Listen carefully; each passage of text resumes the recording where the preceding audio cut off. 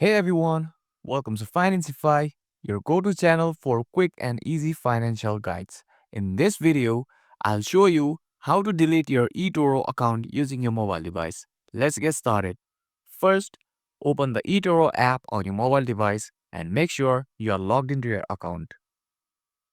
Once you are on the home page, tap on the three-line menu icon in the top left corner of the screen to open the side menu. Then, scroll down and select Settings. Under the Settings menu, tap on Account to access your account details and preferences. Scroll down to the bottom of the account settings page. Here, you will find an option that says Close your eToro account. Tap on it. Next, eToro will ask you to provide a reason for closing your account.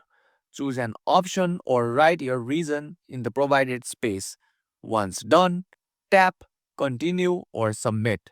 Finally, check your registered email inbox for a confirmation email from eToro.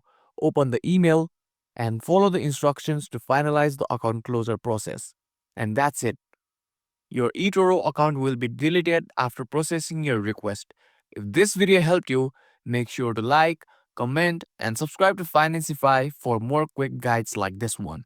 Thanks for watching, and I'll see you in the next video.